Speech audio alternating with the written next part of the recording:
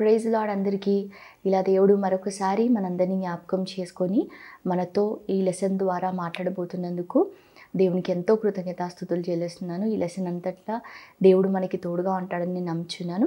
అయితే ఈరోజు మనం నేర్చుకోబోయే వ్యక్తి ఎవరు అంటే యెహోషువ. ఈరోజు మనం యెహోషువ అనే ఒక వ్యక్తి గురించి మనం నేర్చుకోబోతున్నాం. దీని బైబిల్ పోర్షన్ వచ్చేసి నిర్గమాకాండము 17వ అధ్యాయము 8 నుంచి 16 వచనాల వరకు. నెక్స్ట్ వచ్చేసి సంఖ్యాకాండము 13, 14 అధ్యాయాలు.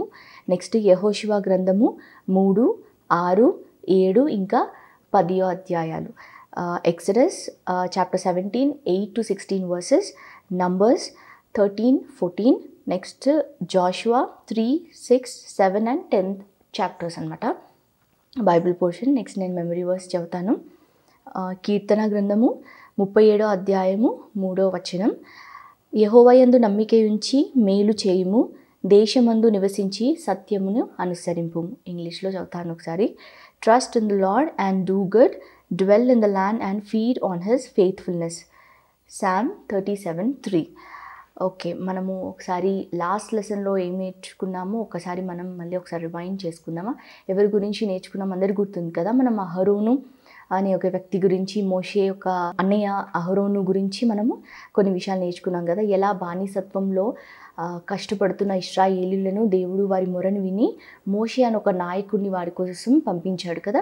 సో మోషే సరిగ్గా మాట్లాడినందుకు దేవుడు మోషేకు బదులుగా మాట్లాడడానికి సహాయంగా అహరోను నియమించాడు. ఇంకా వారు అక్కడి నుంచి విడిపించిన దేవుడు మార్గ మధ్యంలో ఎలా వారికి సహాయం చేశాడు, అహరోను ద్వారా జరిగిన కొన్ని తప్పులను గురించి కూడా మనము విన్నాము.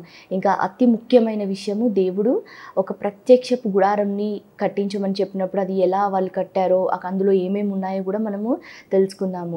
ఇంకా అందులో పనిచేయడానికి దేవుడు లేవీ గోత్రాన్ని ఎన్నుకున్నాడని, అందులో మొదటి ప్రధాన యాజకుడు ఎవరని చూసాం మనం, అహరోను అని చూసాం కదా.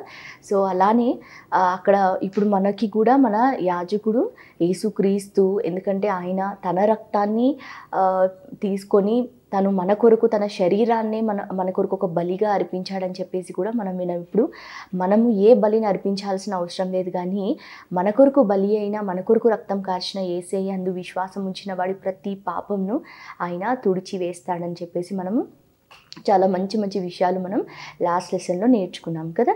సో ఈరోజు మనము యెహోషువ అనే వ్యక్తి గురించి నేర్చుకుందాం. సో ఇప్పుడు వరకు మనము నేర్చుకున్న లెసన్స్ని బట్టి ఇప్పుడు ఇశ్రాయేలీయులు ఎక్కడున్నారు, ఐగుప్తు నుంచి బయటికి వచ్చి వారు కానానికి వెళ్ళే మార్గ మధ్యంలో ఉన్నారు. ఒక్కసారి మనము రివైండ్ చేసుకుందాం ఫస్ట్ లెసన్ నుంచి. ఎందుకంటే ఈ లెసన్లో వారు కానాన్ని పట్టుకోబోతున్నారు, కానాన్లో వాళ్ళు అడుగు పెట్టబోతున్నారు అనమాట. సో ఒక్కసారి మనము ఇన్ని రోజుల నుంచి ఏవైతే నేర్చుకున్నామో జస్ట్ ఒక 2 minutesలో మనము రివైండ్ చేసుకుందాం. నోవాహు కాలంలో పాపంతో నిండి ఉన్న ఆ ప్రజల మధ్యలో దేవుడు నోహను చూసి ఒక ఓడని సిద్ధపరచుకోమని చెప్పాడు కదా. అలా ఆ ఓడలో నోవహు అతని కుటుంబం 8 మంది రక్షణ పొంది తర్వాత వారే భూమిపైన విస్తరించడం ప్రారంభించారు. తర్వాత నోవహు నుంచి 10వ తరమగు అబ్రహాముతో, ఆయన అన్యజనుడు అయినప్పటికీ విగ్రహారాధికుడు అయినప్పటికీ దేవుడు అబ్రహాంతో మాట్లాడి అన్నీ వదిలిపెట్టి నేను నీకో దేశాన్ని నీకును నీ సంతానానికి ఇస్తాను కాబట్టి నువ్వు అన్నీ వదిలిపెట్టి బయలుదేరమని చెప్పినప్పుడు విశ్వాసంతో అబ్రహాము బయలుదేరి కానానికి చేరుకున్నట్టు మనం చూస్తాం. తర్వాత అబ్రహాము ఇంకా అతని కుమారుడు ఇస్సాకు ఇంకా అతని కుమారుడు యాకోబు ఇంకా యాకోబు పిల్లలు 12 మంది ఎవరైతే ఉన్నారో వారందరూ కానాన్లో నివసించడం స్టార్ట్ చేశారు. కానీ కరువు వచ్చిన ఆ కారణాన్ని బట్టి మనం చూస్తాం కదా, ఇతని కుమారుడు ఒకడు యోసేపు ఐగుప్తుకి అమ్మివేయబడి అక్కడ చాలా బాధించబడి తర్వాత మంచి స్థానానికి దేవుని కృపను బట్టి చేరుకుంటాడు. సో కానానులో కరువు ద్వారా బాధపడుచున్న వారిని దేవుడు యోసేపు ద్వారా ఎలా విడిపించి ఐగుప్తుకి నడిపించినట్టు మనం చూస్తాం యోసేపు లెసన్లో. సో అక్కడ ఐగుప్తులో గోషేను అనే ఒక ప్రాంతంలో ఎలా ఈ యాకోబు పిల్లలు చక్కగా విస్తరించి చాలా బలిష్ఠులుగా అయ్యారో మనం విన్నాం కదా. తర్వాత అక్కడున్న రాజు, ఆ ఫరో రాజుకి వారిపైన కోపం వచ్చి వారిని బాధ పెట్టడం, తర్వాత ఆ బాధని ఆ కష్టాన్ని భరించలేక ఎప్పుడైతే ఇశ్రాయేలీయులు యెహోవాకి మొరపెట్టినప్పుడు దేవుడు వారి కోసం మోషేని అహరోనులను నియమించినట్టు మనం చూసాం. సో లాస్ట్ లెసన్లో మనము అహరోను గురించి అవన్నీ మనము విన్నాం. సో దీన్ని బట్టి మనం చూస్తే ఇప్పుడు ఇశ్రాయేలు ఎక్కడున్నారు, ఐగుప్తు నుంచి బయటికి వచ్చి ఇప్పుడు కానానికి అబ్రహాముకి దేవుడు ఏదైతే వాగ్దానం చేశాడో అదే కానాను దేశానికి వాళ్ళు ప్రయాణమై ఇప్పుడు మధ్యలో ఉన్నారనమాట. సో ఈ లెసన్లో మనము యెహోషువ ద్వారా దేవుడు ఈ ఇశ్రాయేలీయులను ఎలా అద్భుతంగా కానానికి చేరుస్తాడో, దేవుడు వాగ్దానం చేసిన ఆ ప్రదేశాన్ని ఎలా వీరికి ఇస్తాడో మనము చూద్దాము కొన్ని విషయాలు. అయితే ఈ యెహోషువ ఎవరు అంటే మోషేకి ఒక సేవకుడు అని మనం చెప్పుకోవచ్చు. ఎందుకంటే మోషేతో ఉండి మోషే చెప్పినట్టే చేసి తను నివసించేవాడనమాట. సో మనము కొన్ని విషయాలలో కూడా చూస్తాము. ఎప్పుడైతే మోషే సీనాయి పర్వతం మీదకి వెళ్ళి దేవుడు ఇచ్చిన 2 పలకలను, శాసనం గల పలకలను తీసుకొని వస్తాడు. మనం విన్నాం కదా లాస్ట్ లెసన్లో, కింద అహరోను వారి కొరకు ఒక దూడని చేసి ఇచ్చినట్టు మనం చూస్తాం. సో అప్పుడు యెహోషువ కూడా మోషేతో ఉన్నట్టు చూస్తాం. కిందికి కొండకి దిగేటప్పుడు అలా కొన్ని విషయాల్లో మనకి కనిపిస్తూ ఉంటాడు యెహోషువ. అలా నమ్మకంగా మోషే చెప్పినట్టు చేస్తూ మోషేని వెంబడించిన ఒక సేవకుడు అని మనము చూస్తామన్నమాట. సో మోషే చనిపోయిన తర్వాత నెక్స్ట్ నాయకుడు ఎవరు అంటే ఈ యెహోషువ అని అనమాట. దేవుడు ఎన్నుకున్న ఒక మంచి వ్యక్తి యెహోషువ అని మనం చూస్తాం. సో వీళ్ళ తండ్రి పేరు నూను. యాక్చువల్లీ యెహోషువ పేరు హోషేయ, కానీ మోషేనే అతని పేరు యెహోషువ అని మారుస్తాడనమాట. దాని అర్థం వచ్చేసి యెహోవా విమోచించును అని అర్థం అనమాట. జెహోవా రిడీమ్స్ అని అతని పేరుకి అర్థం అనమాట. సో మనం ఫస్ట్ టాపిక్ ఇతని గురించి ఏం నేర్చుకుంటామంటే, ఒక యుద్ధం జరుగుతుంది. అందులో ఎలా యెహోషువ కత్తివాడి చేత యుద్ధం గెలిపించాడో మనం చూద్దామన్నమాట. సో వీళ్ళు ఇలా కానానికి వెళ్ళే మార్గం మధ్యంలో ఇశ్రాయేల్ ఉన్నప్పుడు వీరు ఒకసారి అమాలేకీయులతో యుద్ధం చేయాల్సి వస్తుందన్నమాట. సో అమాలేకీయులతో యుద్ధం చేస్తున్నప్పుడు మోషే ముందే చెప్తాడనమాట, ప్రజలందరినీ పోగు చేసి యుద్ధానికి బయలుదేరమని యెహోషువకు ఆజ్ఞాపించిన వెంటనే మోషే చెప్పినట్టు యెహోషువ ప్రజలను పట్టుకొని, సైన్యాన్ని పట్టుకొని యుద్ధానికి వెళ్తాడనమాట. సో మోషే ఇంకా అహరోను ఇంకా హూరు అనే ఒక వ్యక్తి, ఈ ముగ్గురు కలిసి కొండపైకి వెళ్తారనమాట. సో అక్కడ ఒక అద్భుతం జరుగుతున్నది. ఏంటంటే మోషే చేతులు ఎప్పుడైతే పైకెత్తుతాడో ఇశ్రాయేలీలకి యుద్ధం గెలుపు అనేది వస్తుంది. మోషే ఎప్పుడైతే తన చేతులు కిందికి దించుతాడో అమాలేకులు గెలుస్తుంటారనమాట. సో ఇలా జరిగినప్పుడు అహరోను ఇంకా హూరు ఉంటారు కదా, వారు ఏం చేస్తారు, మోషే యొక్క చేతులను వారు యుద్ధం గెలిచే వరకు, ఇశ్రాయేలీలు యుద్ధం గెలిచే వరకు అతని చేతులు పైకెత్తే ఉంచుతారనమాట. అలా ఉంచడాన్ని బట్టి యుద్ధాన్ని గెలుస్తారనమాట అద్భుతంగా. అయితే కింద యుద్ధం ఎవరు చేస్తున్నారు, యెహోషువనే యుద్ధం చేస్తూ ఉంటాడనమాట. సో మనం చదువుతాం అక్కడ యెహోషువ కత్తి వాడి చేత యుద్ధం గెలిచారు అని చెప్పేసి మనం వింటామన్నమాట. సో దీన్ని బట్టి చూడొచ్చు కదా మనం ఎంత మంచి వారియర్, ఒక మంచి యుద్ధ శూరుడు యెహోషువ ఇంకా మోషే చెప్పినట్టు చేసేవాడు, నమ్మకమైన వాడుగా మనకి అర్థమవుతుంది కదా. ఇలా ఇశ్రాయేలీలు ప్రయాణమై వెళ్తున్నప్పుడు కాదేషు అనే ప్రాంతానికి చేరుకుంటారనమాట. సో ఇక్కడ కాదేశ్ అనే ప్రాంతంలో వారు ఇప్పుడు కానాన్ని స్వతంత్రించుకోవాలంటే, ఆల్రెడీ కానానుని స్వతంత్రించుకున్న కొంతమంది ఉంటారు. కానానీలు, హిత్తీలు, హివ్వీలు, అమాలేకీలు అని కొంతమంది అక్కడ ఆల్రెడీ నివసించడం ఉంటారనమాట ముందే.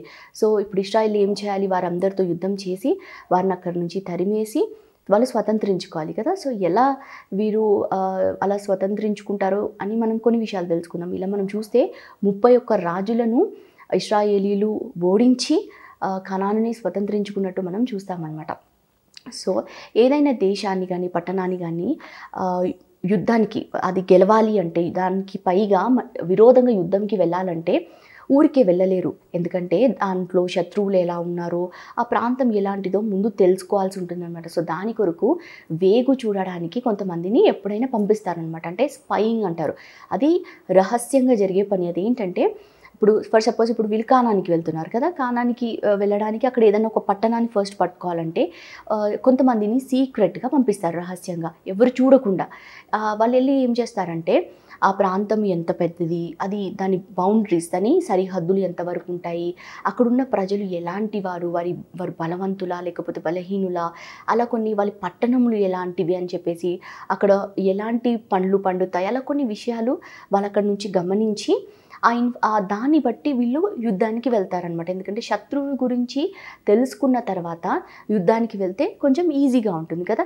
ఆల్ ఆఫ్ సడన్గా మనం అలా ఒక ప్రాంతానికి యుద్ధానికి వెళ్ళినప్పుడు ఎక్కడి నుంచి శత్రువు వస్తాడో మనకి ఏమీ తెలియకపోతే మనకి అక్కడ ఏం జరుగుతుంది, ఓటమి అనేది జరుగుతుంది. సో అలా వీళ్ళు ఎప్పుడైనా యుద్ధానికి వెళ్ళే ముందు వేగు చూసేవారిని, వేగుల వారిని పంపడం జరుగుతుందన్నమాట. సో వీరు కానానికి వెళ్ళే ముందు కూడా మోషే నాయకత్వంలో వేగు చూడడానికి పంపిస్తారనమాట కొంతమందిని. అయితే 12 గోత్రాల నుంచి 12 మందిని పంపించినట్టు మనం చూస్తాం. ఈ 12 గోత్రాలు ఎవరంటే యాకోబు కుమారులు ఎవరైతే ఉన్నారో వారినే 12 గోత్రాలలాగా అంటారు. అంటే మనకు తెలుసు కదా, ఐగుప్తు నుంచి బయటకు వచ్చిన వారందరూ ఎవరు? యాకోబు సంతానమే కదా. యాకోబు సంతానం ఎంతమంది? మొత్తం 12 మంది. సో ఈ 12 మందే ఇశ్రాయేలీలుగా పిలువబడతారనమాట. సో ఇప్పుడు ముందు లెసన్స్లో మనము వింటాం కొన్ని విషయాలు. ఇప్పుడు మోషే లేవి గోత్రాల నుంచి వచ్చిన వాడు అని మనము వింటాం. సో దాని అర్థం ఏంటంటే యాకోబు కుమారుడు లేవి ఎవరైతే ఉన్నారో ఆ లేవి నుంచి పుట్టినవాడు మోషే అని అర్థం అనమాట. సో ఇక ముందు ఎప్పుడైనా మనం ఈ వ్యక్తి ఈ గోత్రం నుంచి చెందినవాడు అంటే అలా మనము ఈజీగా అర్థం చేసుకోవచ్చు అనమాట. సో ఇలా 12 గోత్రాల నుంచి 12 మందిని పంపుతారు. మనం చూస్తే ఈ 12 గోత్రాల్లో లేవి ఉండరు, ఇంకా యోసేపు కూడా కనిపించడు. యోసేపుకు బదులుగా అతని 2 కుమారులు ఎఫ్రాయిము, మనష్షే అనే వారిద్దరు ఉంటారు. లేవి గోత్రం ఎందుకు ఉండదంటే వీరు దేవుడి కొరకు ప్రత్యేకించబడిన వారని మనం లాస్ట్ లెసన్లో మనం విన్నాం కదా. వీరు దేవుని మందిరంలో పనిచేయడానికి ప్రత్యేకంగా నియమించారు కాబట్టి వీరికి ఏ స్వాస్థ్యము ఇవ్వబడదు. వీరికి ఉన్న స్వాస్థ్యము దేవుడే యెహోవాయే వీరికి స్వాస్థ్యం కాబట్టి భూమిపైన వీరికి ఎటువంటి ఆస్తి ఏది ఇవ్వబడదు అనమాట. లేవి గోత్రము, యోసేపు ఒక గోత్రం కనిపించదు. వీరికి బదులుగా ఎఫ్రాయిము, మనష్షే అనే వారు కనిపిస్తారనమాట. సో ఈ 12 మందిలో యూదా గోత్రానికి చెందిన కాలేబు ఇంకా ఎఫ్రాయిం గోత్రానికి చెందిన యెహోషువ కూడా వెళ్తారనమాట. సో ఇప్పుడు యెహోషువ ఏ గోత్రానికి చెందినవాడు? ఎఫ్రాయిం గోత్రానికి చెందినవాడు అనమాట. సో ఇలా 12 మంది వేగు చూడడానికి సీక్రెట్గా వెళ్తారు. వెళ్ళినప్పుడు ఎన్ని రోజులు పడుతుందంటే 40 రోజులు పడుతుందన్నమాట. 40 రోజులు వీరు చక్కగా ఆ ప్రాంతం అంతా చుట్టుముట్టి అక్కడున్న ప్రజలు ఎలాంటి వారు, ఏంటి అసలు ఆ పట్టణం ఎలా ఉంటుందని చెప్పేసి చక్కగా చూసేసి 40 రోజుల తర్వాత తిరిగి వస్తారన్న. వారు అక్కడ నుంచి దానిమ్మ పండ్లు, ఇంకా అంజూరపు పండ్లు, ఇంకా ద్రాక్ష పండ్లు కూడా వారు అక్కడ నుంచి తీసుకొచ్చినట్టు మనం చూస్తాం. సో అక్కడ నుంచి వారు వచ్చిన తర్వాత ఇప్పుడు వాళ్ళు ఫీడ్బ్యాక్ ఇస్తున్నారనమాట. అంటే అక్కడ ఏం చూసాము, ఎలా ఉన్నారు ప్రజలు, అదంతా మోషేకి వీళ్ళు వివరించడం స్టార్ట్ చేశారు. సో ఈ 12 మందిలో 10 మంది ఏమో ఒకలాగా మాట్లాడతారు, ఇంకా 2 అంటే యెహోషువ కాలేబులు మాత్రం ఒకలాగా మాట్లాడతారు అనమాట. ఇద్దరికి అసలు పొత్తు ఉండకుండా మాట్లాడతారు. వారు ఏం చెప్తారంటే 10 మంది ఏమో మనం అసలు ఆ పట్టణానికి ఆ దేశానికి వెళ్ళలేము, మనము స్వతంత్రించుకోలేము, ఎందుకంటే అక్కడ ఉన్న ప్రజలు చాలా బలవంతులు, వాళ్ళు ఉన్నత దేహులు, మనం అసలు అక్కడ వెళ్ళలేము, ఎందుకంటే వారు మనని ఓడించేస్తారు, మనం అక్కడికి వెళ్తే నిశ్చయంగా మనము చచ్చిపోతామని చెప్పేసి వాళ్ళు ఒక చెడ్డ సమాచారాన్ని తీసుకొచ్చి అక్కడ ఉన్న ప్రజలకి, ఇశ్రాయేలు ప్రజలకి బాగా కలవరం పుట్టిస్తారనమాట. అది విన్న ఇశ్రాయేలీలు ఏడవడం మొదలు పెడతారు. అయ్యో ఇంత దూరం తీసుకొచ్చి ఏంటి మనం ఇక్కడ అరణ్యంలో మనం చనిపోతామా ఏంటి అని చెప్పేసి వాళ్ళు చాలా బాధపడడము మొదలు పెడతారనమాట. కానీ యెహోషువ కాలేబులు మట్టుకు అక్కడున్న ప్రజలని చూడకుండా వారు మట్టుకు ఒక మంచి సమాచారం, ఒక మంచి న్యూస్ తీసుకొస్తారు. అది ఏంటంటే లేదు, మనము తప్పకుండా నిశ్చయంగా వెళ్ళి మనము ఆ ప్రజలని మనం ఓడించగలము, యెహోవా మన యందు ఆనందించిన ఎడల తప్పకుండా మనకి ఆ ప్రజలను ఇంకా ఆ పట్టణాన్ని మన చేతికిస్తాడు, మనం భయపడాల్సిన అవసరమే లేదని చెప్పేసి ఒక మంచి సమాచారం ఆ 2 మట్టుకే ఇస్తారనమాట. సో మనం ఇక్కడ చూస్తే ఆ 10 మంది వేగు చూడడానికి వెళ్ళిన వారు అక్కడ ఉన్న ప్రజలను చూసి భయపడ్డారు. కానీ యెహోషువ కాలేబులు మట్టుకు ఐగుప్తు నుంచి అద్భుతంగా వారిని విడిపించిన యెహోవా దేవుడిని మట్టుకు చూస్తారనమాట. వారు దేవుడి యందు నమ్మిక ఉంచారు కాబట్టి దేవుడు బలాన్ని వారు ఇంతకు ముందే చూశారు కదా ఆ ప్రయాణంలో. కాబట్టి ఆ దేవుడి యందు ఆ విశ్వాసం వారికి ఉంది కాబట్టి వారు చెప్పగలిగారు ఏమనంటే యెహోవా తప్పకుండా మనకి ఈ ప్రదేశాన్ని ఇస్తాడని చెప్పేసి ఒక మంచి సమాచారాన్ని వాళ్ళు ఆ ప్రజలకి ఇస్తారనమాట. తర్వాత మనం చూస్తాం ఏంటంటే దేవుడి కోపము చెడ్డ సమాచారం తెచ్చిన వారిపైన రగులుకొని వారు అందరూ హతమైపోయినట్టు మనము చూస్తామన్నమాట. మోషే చనిపోకముందు దేవుడితో మాట్లాడతాడనమాట. ఇశ్రాయేలీలకి ఒక నాయకుడు కావాలి, నేను చనిపోయిన తర్వాత ఇశ్రాయేలీలను కానానికి నడిపించడానికి ఒక నాయకుడు ఉండాలి అని చెప్పేసి అడిగినప్పుడు దేవుడే యెహోషువ పేరును మోషేకి చెప్తాడనమాట. సో అతను దేవుని ఆత్మ కలిగిన వాడు కనుక అతన్ని ఎన్నుకోమని చెప్పేసి దేవుడు చెప్పినప్పుడు దేవుడు చెప్పినట్టే మోషే అతనిపై చేతులుంచి అతన్ని ఆశీర్వదించినట్టు మనం చూస్తాం. ఇంకా అతను జ్ఞానాత్మ పూర్ణులైనట్టు కూడా మనము చూస్తామన్నమాట. సో అలా మోషే చనిపోయిన తర్వాత ఇశ్రాయేలీలను కానానికి నడిపించడానికి దేవుడు యెహోషువను బలంగా వాడుకుంటాడు. ఎన్నో అద్భుతాలు చేసి యెహోషువ ద్వారా దేవుడు ఇశ్రాయేలీలను నడిపిస్తాడనమాట. సో ఇప్పుడు కానానికి వెళ్ళే ముందు వీరికి మధ్యలో యోర్దాను నది వస్తుందన్నమాట. మనము వింటాం కదా, ఐగుప్తు నుంచి బయటికి వచ్చిన ఇశ్రాయేలీలకు మధ్యలో ఎర్ర సముద్రం ఒకటి అడ్డు వస్తుంది. అది ఎలా దేవుడు అద్భుతంగా విడిపించారు. మోషే తన చేతి కర్రను ఎప్పుడైతే ఆ ఎర్ర సముద్రం పైన ఎప్పుడైతే పెట్టాడో, దేవుని నామంని బట్టి ప్రార్థన చేసిన వెంటనే ఎర్ర సముద్రం 2 పాయలుగా చీల్చబడింది.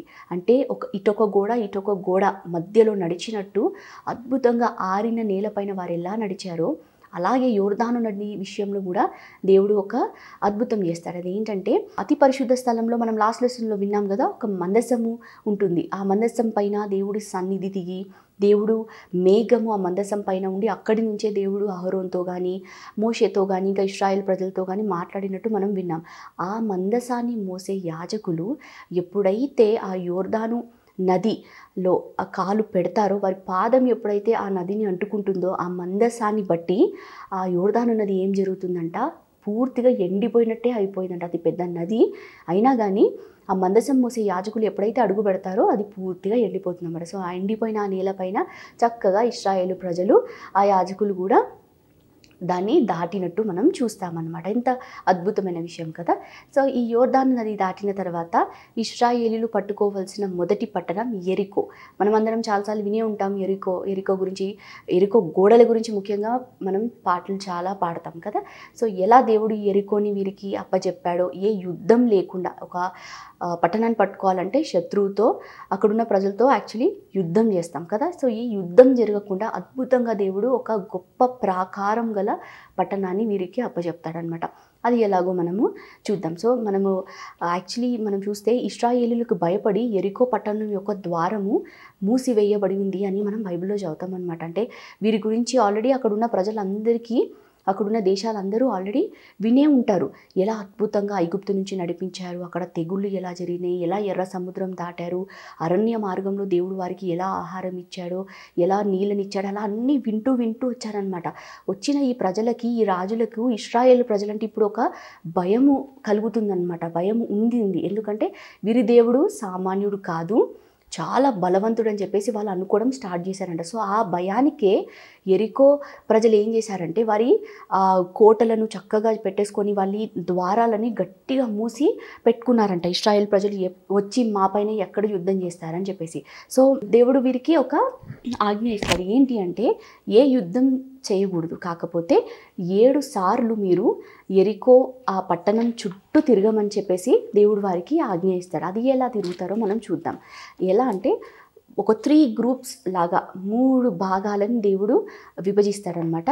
మొదటి గుంపు ఏదైతే ఉందో అది యోధులు అనేవాళ్ళు నడవాలి. అంటే మార్చింగ్ మెన్, ఒక వారియర్స్ ఎవరైతే ఉంటారో యోధులు అనేవారు మొదటి గుంపులో నడుస్తారు. వారి వెనుక 7 యాజకులు బూరలను, పొటేల కొమ్ము బూరలను ఊదుతారు కదా, మంచి ట్రంపెట్స్ అంటాం, వాటిని ఊదుకుంటూ 7 యాజకులు ఈ యోధుల వెనక వెళ్ళాలి.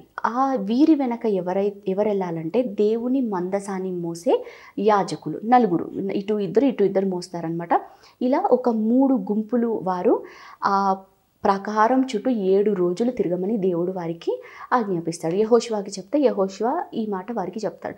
6 రోజులు మట్టుకు ఒకేసారి తిరగాలి, 7వ రోజు మట్టుకు 7 సార్లు తిరగమని దేవుడు ఆజ్ఞాపిస్తాడు అన్నమాట. సో దేవుడు ఎలా చెప్తాడు అలా ఈ 3 గుంపులు చక్కగా వారు ప్రాకారం చుట్టూ 7 రోజులు తిరుగుతారన్నమాట. 7వ రోజు యెహోషువ చెప్తాడు, కేకలు వేయుడి, ఈ రోజు దేవుడు మనకి ఈ పట్టణాన్ని ఇవ్వబోతున్నాడు అని చెప్పేసి, యెహోవా ఈ పట్టణంను మీకు అప్పగించుచున్నాడు అని చెప్పినప్పుడు ప్రజలందరూ గట్టిగా కేకలు వేస్తారు. గట్టిగా కేకలు వేసిన వెంటనే ఆ బలమైన ప్రాకారము ఏమైపోతుందంటే మొత్తం కూలిపోతుందంట. ఎంత అద్భుతం కదా! వాడు అక్కడ ఏమీ ఒక పనిముట్టు, ఒక వెపన్ ఏది ఉపయోగించలేదు.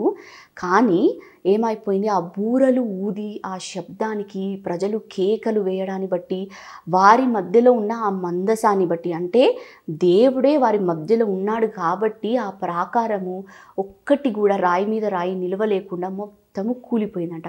కూలిపోయిన ఆ ప్రాకారము ఇప్పుడు దాటడానికి ఎంత ఈజీ కదా! యాక్చువల్లీ ఆ ప్రాకారం దాటాలంటే వాడికి ఎన్ని రోజులు పట్టుండేదో, ఈలోపు శత్రువు వచ్చి ఎంత దాడి చేసేవాడో మనకు తెలియదు. కానీ ఆ ప్రాకారం కూలిపోయిన వెంటనే ఇశ్రాయేల్ ప్రజలందరూ చక్కగా ఆ గోడని ఎక్కి వెళ్ళినట్టు మనం చదువుతాం అనమాట. సో యెహోషువ ఇంకా ఆ ప్రజలు చక్కగా గోడని దాటి వెళ్ళి అక్కడున్న ప్రజలను కానీ అక్కడున్న ప్రతి వస్తువుని అన్నిటినీ హతం చేసేసి కాల్చి వేసినట్టు మనం చదువుతామన్నమాట. సో అలా దేవుడు అద్భుతంగా ఎరికోని వారికి అప్పచెప్తాడనమాట. తన బాహుబలము చేత దేవుడు చక్కగా ఎరికోని వారికి అప్పచెప్తాడు. సో ఎరికోని జయించిన వీరు ఎరికో పట్టణంలో ఉన్న ప్రతిదాన్ని కాల్చి వేస్తారనమాట. ఎందుకంటే దేవుడు ముందే చెప్తాడు, ఇది శపితమైన ప్రదేశము, ఇక్కడ ఉన్నది ఏది కూడా మీరు తీసుకోకూడదు, దాన్ని ముట్టుకోకూడదని కూడా దేవుడు చెప్తాడు. యెహోషువ కూడా ఇదే మాట ప్రజలకు చెప్తాడు. కానీ ఈ శపితమైన విషయం గురించి ఇంకొక సందర్భం మనము ఈరోజు తెలుసుకుందాం. అయితే ఆకాను అనే ఒక వ్యక్తి ఉంటాడనమాట ఈ ప్రజల మధ్యలో, ఇశ్రాయేల్ మధ్యలో. అతను ఏం చేస్తాడంటే ఈ శపితమైన దాంట్లో కొంత తీసుకొని అతను దాచిపెట్టుకుంటాడు. దేవుడు ముందే చెప్తాడు, దాన్ని ముట్టుకోకూడదని కూడా చెప్తాడు. కానీ దేవుని భయం లేకుండా ఆయన ఆశిస్తాడనమాట. ఆశించి ఏం చేస్తాడు, ఎవ్వరికి చెప్పకుండా తన గుడారంలో చక్కగా వాటిని తీసేసి చక్కగా అతను దాచిపెట్టేస్తాడు.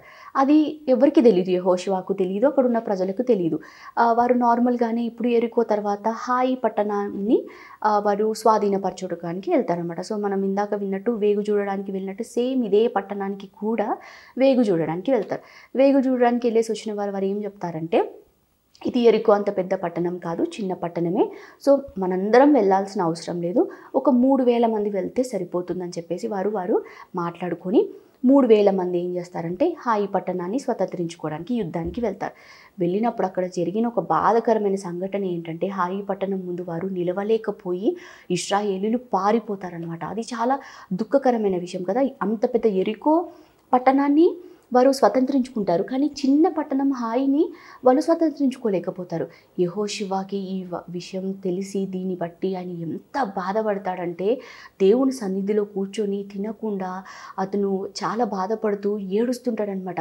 ఎందుకు ఇలా జరిగింది ప్రభువా, ఏంటి ఈ ఓటమి అని చెప్పేసి అడిగినప్పుడు దేవుడు వెంటనే యెహోషువతో మాట్లాడతాడు. నువ్వు అలా ముఖం చిన్నగా చేసుకొని అలా బాధపడుతున్నావేంటి, లెగు, మీ మధ్యలో ఒక శపితమైనది ఉంది కనుకనే ఈరోజు ఇలా జరిగిందని దేవుడు మాట్లాడిన వెంటనే యెహోషువ వెళ్ళి అక్కడ మనం చూస్తామన్నమాట, గోత్రాలుగా వారిని నిలబెట్టి ఎవరు ఇలా చేశారు అని చెప్పేసి, అని ఏంటి ఆ శపితమైనది అని చెప్పేసి అతను కనిపెట్టినప్పుడు వారి మధ్యలో నుంచి ఆకాను బయటపడతాడనమాట. సో అప్పుడు అతను ఒప్పుకొని తను ఏదైతే దొంగలించాడో అవన్నీ చూపించినప్పుడు అప్పుడు వీరందరికీ అర్థమవుతుంది ఏంటంటే, శపితమైనది మన మధ్యలో ఉంది కాబట్టి చిన్న పట్టణాన్ని కూడా మనం జయించలేకపోయామని అర్థమయ్యి ఆకాను అతని కుటుంబాన్ని వాళ్ళు రాళ్లతో కొట్టేసి చంపినట్టు మనము చూస్తామన్నమాట. చూసారా, శాపమైనది మన మధ్యలో ఉన్న లేదా పాపం చేసే వారి మధ్యలో కానీ మనము ఉన్న ఎడల వారితో పాటు మనకి కూడా ఎంత అపజయం కలుగుతుందో మనకు దీన్ని బట్టి అర్థమవుతుంది కదా.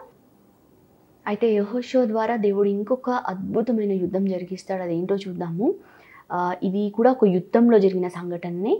అయితే ఇక్కడ శత్రువు ఎవరంటే అమోరీయులు అనమాట.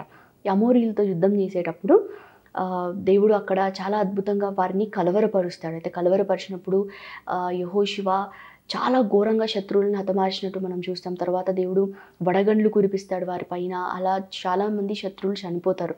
చనిపోయిన తర్వాత ఈ యుద్ధంలో యెహోషువ ఒక అద్భుతమైన ప్రార్థన చేస్తాడనమాట. అది అమేజింగ్ ప్రేయర్. అసలు ఈ యుద్ధమే చాలా అద్భుతమైన యుద్ధం. అది ఏంటంటే, ఆయన అక్కడ ప్రార్థన చేస్తాడు, సూర్యుడా నీవు గిబియోనులో ఆగిపోము, ఇంకా చంద్రుడా నీవు అయ్యా లోయలో నిలువుము అని చెప్పేసి ఒక ప్రార్థన చేస్తాడు. అంటే ఆయన అక్కడ ఆ రోజు యుద్ధం ఆగకుండా యుద్ధం చేయాలి, శత్రుని ఓడించాలని ఒక రోషం కలిగి ఉంటాడు కాబట్టి ఆయన అట్లా ప్రార్థన చేస్తాడనమాట. దేవుడు కూడా అతని ప్రార్థన విని అక్కడ అన్నిటినీ ఆపేస్తాడనమాట. సూర్యుడు చంద్రుడు ఆగిపోయినప్పుడు మనం చూస్తాం అక్కడ ఒక రోజు వరకు కూడా సూర్యుడు అస్తమించలేదు. మనకు తెలుసు కదా, సాయంత్రం అయ్యేసరికి సన్ సెట్ అయిపోతుంది, సూర్యుడు అస్తమించి మనకి చంద్రుడు వచ్చేసి మనకి నైట్ అయిపోతుంది, చీకటి పడిపోతుంది. కానీ ఆ రోజు ఆ యుద్ధంలో జరిగిన అద్భుతం ఏంటంటే యెహోషువ ఒక ప్రార్థన దేవుడు వినిన దాన్ని బట్టి అక్కడ ఆ రోజు సూర్యుడు అస్తమించకుండా సన్సెట్ అవ్వకుండా వెలుగు అలాగే ప్రకాశించింది. సో ఆ వెలుగులో ఇప్పుడు యెహోషువ ఏం చేస్తున్నాడు, కత్తివాడి చేత బలంగా రోషంతో యుద్ధం చేసి ఆ శత్రువుని ఓడించినట్టు చూస్తాం. ఇంకా అక్కడ ఒక అద్భుతమైన మాట రాస్తుంది ఏంటంటే దేవుడు కూడా ఒక నరుని మనవి వినిన ఆ దినం లాంటి దినము అంతటి వరకు ఎప్పుడు కూడా జరగలేదన్నమాట. అంటే ఒక నరుడు, ఒక మనిషి మాట దేవుడు విని అలా జరిగించాడు. అలాంటి దినం అసలు లేదు. ఎందుకంటే ఎప్పుడైనా మనం ఇప్పటి వరకు విన్న స్టోరీస్లో చాలా అద్భుతాలు దేవుడు ఇశ్రాయేలీల మధ్యలో చేశాడు కదా. యుద్ధంలో అద్భుతంగా జరిగించడం, ఎర్ర సముద్రం కానీ, ఎరికో గోడలు కానీ, ఇప్పుడు మనం విన్న యొర్దాను నది కానీ, అలా ఎన్నో అద్భుతాలు దేవుడు చేశాడు. కానీ ఒక సూర్యుడు చంద్రుడు ఆగిపోవడం అనేది అసలు వినలేదు. ఇంకా ముందు జరిగే వాటిలో కూడా అలాంటి అమేజింగ్ అద్భుతం మనము వినం కూడా కావచ్చు. అంత మంచి ప్రార్థన యెహోషువ నమ్మకంతో దేవుడికి చేశాడు కాబట్టి దేవుడు కూడా అతని మనవిని ఆలకించి అమోరీయులను వారి చేతికి అప్పగించినట్టు మనము చూస్తామన్నమాట. ఇక ముందు మనం ఇంకా లెసన్లో చూస్తే యెహోషువ ఇంకా చనిపోక ముందు ఇశ్రాయేలుతో మాట్లాడతాడనమాట. వారికి కొన్ని మంచి మంచి మాటలు చెప్తాడు. మీరు ఇక విగ్రహంలను పూజించకూడదు, యెహోవా దేవుణ్ణి మీరు సేవించాలి, అతని కట్టడలను అనుసరించాలి అని చెప్పేసి, ఆ ధర్మశాస్త్రమును మీరు నిలిచి ఉండాలని, ఒక భయముతో ఉండాలని చెప్పేసి కొన్ని మాటలు మాట్లాడి అతను ఇంకా చెప్తాడనమాట. మీరు ఎవరిని సేవించాలని కోరుకున్నా పర్వాలేదు, కానీ నేను నా ఇంటి వారు మట్టుకు యెహోవాను సేవించేదమని ఒక అద్భుతమైన మాట చెప్తాడనమాట. అతను ఏమంటున్నాడు అక్కడ, మీరు ఎవరినన్నా కోరుకునండి, మీరు ఎటు వెళ్ళినా ఏం కాదు, బట్ నేను మట్టుకు నా కుటుంబం మట్టుకు యెహోవానే సేవించేదము అని చెప్పేసి ఒక మంచి మాట చెప్పేసి అతను ఒక 110 సంవత్సరం 110 years తర్వాత అతను చనిపోయినట్టు మనం చూస్తామన్నమాట. సో ఇలా అద్భుతంగా యెహోషువ ద్వారా దేవుడు ఇశ్రాయేలీయులను కానానికి నడిపించినట్టు మనం ఇంతవరకు చూసాం కదా. సో కొన్ని మాటలు మనము యెహోషువ గురించి తెలుసుకుందాము. ఇప్పటి వరకు నేర్చుకున్న దానిలో కొంచెం మారల్ మనం తెలుసుకుందాము. సో నమ్మకంగా మోషే చెప్పినట్టుగానే యెహోషువ నడిచాడు కదా. ఇంకా అతనికి ఏదైతే అప్పచెప్పాడో దేవుడు పని, అది మధ్యలో యెహోషువ వదిలిపెట్టలేదు. ఎన్ని శత్రువులను చూసినా, ఇశ్రాయేలీలు ఎన్నెన్ని మాటలు అన్నా కూడా మనుషులకు యెహోషువ భయపడలేదు కదా. భయపడి అతను ఆ పనిని మధ్యలో వదిలేసి, ఇశ్రాయేలీలను వదిలేసి వెనక్కి తిరగలేదు. కానీ అతనికి ఇచ్చిన పనిని నమ్మకంగా చక్కగా కొనసాగించి దేవుడి మీద విశ్వాసం ఉంచి అతను కానానికి ఇశ్రాయేలు ప్రజలు నడిపించారు. సో మనం కూడా దేవుడి పనిని, దేవుడు మనకు అప్పచెప్పిన ఏదైనా పనిని కానీ అయినా కానీ, లేదా దేవుడి విషయాలు ఏవైతే ఉన్నాయో అవి నమ్మకంగా వెనక్కి తిరగకుండా చేస్తే తప్పకుండా దేవుడు మనని ఆశీర్వదించి మన ద్వారా కూడా చాలా అద్భుతమైన పనులను చేయిస్తాడు. ఆ నమ్మకం ఉందా మనకి? తప్పకుండా దేవుడు, నమ్మకం ఉంటే మనతో అలాంటి పనులు చేయిస్తాడనమాట. నెక్స్ట్ మనం చూస్తే 10 మంది వేగుల వారు చెడ్డ సమాచారం తెచ్చినట్టు మనం చూసాం కదా. వారెవరిని చూశారు? ఉన్నత దేహులని, ఆ మనుషులని చూసి పాలు తేనెలు ప్రవహించే ఆ దేశాన్ని వాళ్ళు స్వతంత్రించుకోలేకపోయినట్టు చూస్తాం. వారు నమ్మారు, నిజంగానే ఇది దేవుడు వారికి చెప్తారనమాట. పాలు తేనెలు ప్రవహించే దేశం కానాను దేశమే అని దేవుడు ముందే వారికి చెప్తాడు. వారైతే వెళ్ళినప్పుడు నమ్ముతారు, అవును నిజంగానే యెహోవా చెప్పినట్టు ఇది పాలు తేనెలు ప్రవహించు దేశమే, ఎక్కడ పండ్లు కానీ అవన్నీ వారు చక్కగా తీసుకొస్తారు. కానీ అక్కడున్న ప్రజలకు వాళ్ళు భయపడ్డారనమాట. దేవుడు యందు విశ్వాసం ఉంచలేకపోయారు. కానీ యెహోషువ కాలేబులు ఎవరి వైపు చూశారు? ఐగుప్తు నుంచి అద్భుతంగా నడిపించిన ఆ దేవుని వైపు చూసి, ఆ దేవుడు వారికి ఇంతవరకు చేసిన మేలులను వారు మర్చిపోలేదు కదా. వీరైతే అవన్నీ మర్చిపోయారు. ఎర్ర సముద్రం మర్చిపోయారు. ఆ ప్రయాణంలో దేవుడు వారికి నీరివ్వడము, ఇంకా మన్నాని కురిపించడం, చాలా ఆహారం అవన్నీ ఇచ్చాడు. అవన్నీ వారు మర్చిపోయి అక్కడి వరకు రాగానే వారు ఏం చేశారు? భయపడ్డారు. కానీ యెహోషువ కాలేబులు మట్టుకు దేవుడు చేసిన మేలులను ఏది మర్చిపోకుండా ఇప్పుడు కూడా దేవుడు మనని రక్షిస్తాడని ఒక విశ్వాసంతో వారు గట్టిగా నిల్చున్నారనమాట.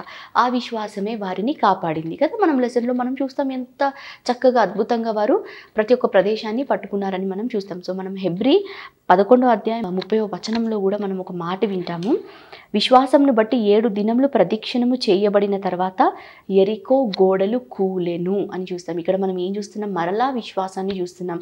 వారి మధ్యలో దేవుడు ఉండడాన్ని బట్టి, ఆ మందసం ఉండడాన్ని బట్టి, ఇంకా వారికి దేవుడి పట్ల ఉన్న ఆ విశ్వాసాన్ని బట్టి ఎరికో గోడలు ఆ రోజు కూలిపోయి చక్కగా యెహోషువ నాయకత్వంలో వారు కానాన్ని స్వాధీనపరుచుకున్నట్టు మనం చూస్తాం. ఇంకొక పాయింట్ చూస్తాం.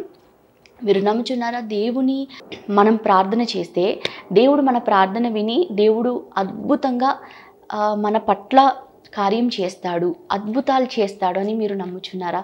ఎందుకంటే నమ్మాల్సిందే. ఎందుకంటే ఇందాక మనము విన్న టాపిక్ని బట్టి సూర్యుడు చంద్రుడు ఆగినట్టు మనం చూసాం కదా. సో యెహోషువ ప్రార్థన విన్న దేవుడు మన ప్రార్థన విన్నడా? చెప్పండి. మీ ప్రార్థన వింటాడు దేవుడు, నా ప్రార్థన కూడా వింటాడు. విని మనం ఊహించనంతగా అద్భుతం చేస్తాడు. మనకి అది ఇంపాసిబుల్ అనిపిస్తుంది, బట్ దేవుడు అది మన జీవితంలో పాసిబుల్ చేస్తాడు. మనకు అసాధ్యమైనవి కూడా దేవుడు సాధ్యపరుస్తాడు. ఎప్పుడంటే మనము విశ్వాసం ద్వారా ప్రార్థన చేయబట్టి. యెహోషువ విశ్వాసంతో ప్రార్థన చేసినప్పుడు సూర్యుని చంద్రుని ఆపినట్టు ఈరోజు మనం కూడా అదే విశ్వాసంతో ప్రార్థన చేద్దామా?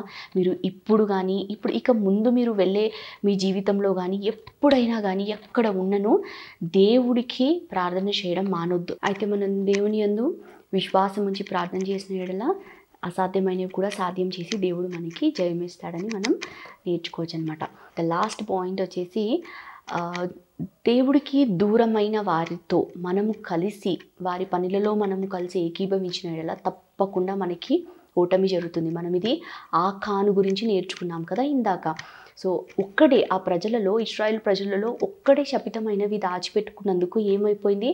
ఇశ్రాయేలులందరికీ ఆ యుద్ధంలో ఓటమి జరిగింది కదా. వాళ్ళు హాయి పట్టణాన్ని పట్టుకోలేకపోయారు, నిలవలేకపోయి పారిపోయినట్టు మనం చూస్తాం. ఇంకా యెహోషువ ఎలా రోషంతో చెప్పాడు, నేను నా ఇంటి వారు యెహోవాని సేవించేద్దాము, మీరు ఎవరిని కోరుకున్నా పర్లేదని చెప్పాడో అలాంటి ఒక హృదయమే మనకు కూడా కావాలి. ఇప్పుడు కానీ ఇక ముందు మీరు వెళ్తున్న పాత్లో మీరు జీవితంలో ఎప్పుడైనా సరే ఎవ్వరు ఎక్కడికి వెళ్ళినా పర్లేదు, మనకి దగ్గర ఉన్నవారు దూరం అయిపోయి వారు వేరే వారిని సేవించినా పర్లేదు, కానీ మీరు మీ కుటుంబం, నేను నా కుటుంబం, మనము మన కుటుంబం మటుకు నమ్మకంగా యెహోవా యందు విశ్వసించి యెహోవానే మనము సేవించేద్దాం.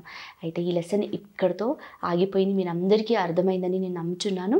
సో ఇంతవరకు దేవుడు మనల్ని కాపాడి యెహోషువ గురించి మనకి నేర్పించి మనతో మాట్లాడినందుకు ఆయనకి కృతజ్ఞతాస్తుతులు చెల్లిస్తున్నాను. ఒక చిన్న ప్రేయర్ చేసుకొని మనము ఈ లెసన్ ముగించేద్దాము. పరలోకమందున మా తండ్రి, ఇంతవరకు మీ సన్నిధి మాకు తోడుగా ఉంచి మాతో మాట్లాడిన ప్రతి మాటను బట్టి స్తోత్రంలో అద్భుతంగా యెహోషువ ద్వారా ఇశ్రాయేలీయులను కానానికి నడిపించి ప్రభా ప్రతి ఒక్క యుద్ధంలో ప్రభా మీరు వారికి మీ బాహుబలాన్ని తోడుగా ఉంచి విడిపించినందుకు మీకు వందనాలు ప్రభా. యెహోషువ ఒక ప్రార్థనను విని సూర్య చంద్రులను ఆపిన దేవా, ఈరోజు మా ప్రార్థనను కూడా విని మాకు కూడా ఈ జీవితంలో మీరు జయం అనుగ్రహించండి. వింటున్న ప్రతి బిడ్డను ఆశీర్వదించండి ప్రభా. దేవా స్తోత్రం. ఇక ముందున్న లెసన్స్లో కూడా మీరే మాకు తోడుగా నడిపిస్తారని నేను విశ్వసిస్తూ ఈ చిన్ని ప్రార్థన మీ పాదాల చెంత చేర్చుకోనమని యేసయ్య అతి పరిశుద్ధ నామంలో అడిగి బతిమాడి వేడుకుంటున్నాను పరమ తండ్రి, ఆమెన్. కింద ఇచ్చిన మీకు వర్క్ షీట్ కూడా మీరు చదివి మీరు ప్రతి యాక్టివిటీని కూడా కంప్లీట్ చేయాలని కోరుకుంటున్నాను.